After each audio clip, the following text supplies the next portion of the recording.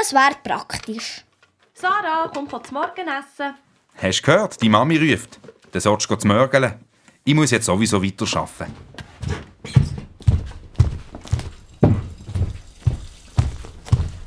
Wir können dann einen Koffer auf die Hutablage legen. Papi und du haben ja keine Hüte da. Aber der Grosspapi hat manchmal einen an. Die Hutablage ist wegen Grosspapi. Nicht nur. Du kannst ja die Hexenhut drauf tun. Hat es auch Platz für meine Hexenbesen? Ich gehe schnell schauen. Du bleibst da. Entschuldigung, kann ich schnell den Akku von der Bohrmaschine einstecken? Natürlich. Akku, was ist denn das? Das ist eine Batterie, die man wieder aufladen kann. Frau Wittmer, ich bin gleich so weit. In ein paar Minuten kann ich das Gestell an die Wand montieren. Was ist montieren? Montieren bedeutet anschrauben. So, jetzt muss ich weiterarbeiten. Mami, was macht eigentlich der Schreiner alles? Der macht ja nicht nur Garderobe. Der macht so ziemlich alles aus Holz. Tische und Stühle, Türen, Kästen, aber auch viele kleine Sachen. Schau mal da am Boden. Du kannst ja solche Holzböden vom Schreiner machen. Die machen auch Böden.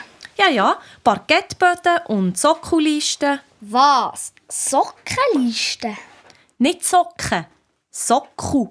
Schau, das sind die Hölzer, die es bei uns an jeder Wand ganz unten hat. So gibt es einen sauberen Abschluss zwischen Wand und Boden. Und dem sagt man Sockenlisten. Ja, Und sonst machen sie ja Dillinen. Täferdillinen machen sie auch. Das sind einfache Holzdillinen, so wie du eine im Zimmer hast. Aber die grossen Balken machen meistens Zimmerleute.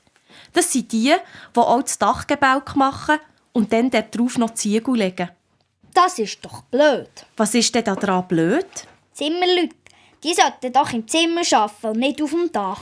Die zimmern halt die Hölzer zusammen. Dem sagt man einfach so. Jetzt wollte ich aber noch mal schauen, was der Schreiner macht. Halt, vorher wird noch ausgetrunken. Also gut. Und stören nicht bei der Arbeit.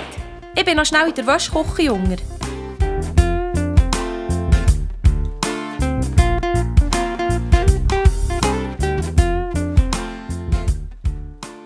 Aha, kommst wieder güchseln?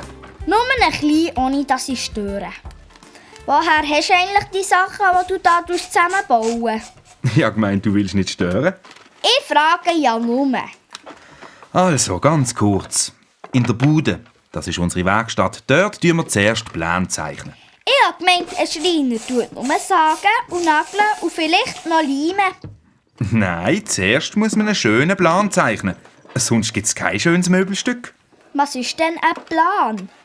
Das ist eine Zeichnung, die zeigt, wie der Kasten am Schluss aussieht. Dort ist auch genau beschrieben, wie gross der Kasten wird und wie breit. Dann wird das Holz bestellt, zugesackt und geschliffen.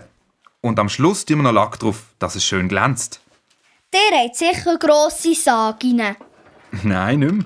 Zum Sägen nimmt der Schreiner heute eine Maschine. Aha, das machen alles die Maschinen. Moment. Maschinen helfen mit, aber es braucht schon noch Menschen, die an diesen Maschinen arbeiten und etwas denken. Und das machen die Schreiner. Das alles machen Schreiner. Ein paar tun vor allem Pläne zeichnen und die Arbeit vorbereiten. Andere arbeiten mehr an der Maschine und Möbelstücke montieren oder auf der Baustelle arbeiten. Auf der Baustelle, dort sind doch die Maurer. Nicht nur, manchmal braucht es auch Schreiner auf der Baustelle. Wenn es ums Holz geht, dann holt man den Schreiner. Weisst, wir machen auch Fenster oder Türen. Das hier ist aber ein Spiegel bei dieser Garderobe und kein Holz. Wir arbeiten viel mit Holz, aber nicht nur. Und im Moment arbeite ich gerade gar nichts, sondern bin am Schwätzen mit dir. So, Sarah, lass unseren Schreiner jetzt arbeiten. Ich hoffe, sie hat nicht zu fest gestört. Es ist gerade noch so gegangen. Sarah, komm mit mir. Du kannst ja selber etwas werken. Du hast ja ein Laubsägeli und ein bisschen Sperrholz. Ja, dann kann ich auch gerade selber Schreiner sein. Und das Laubsägeli ist meine Maschine. Ich helfe dir beim Einspannen vom Sagiblättli. Und ich bastle eine kleine Garderobe für mein Babyhaus.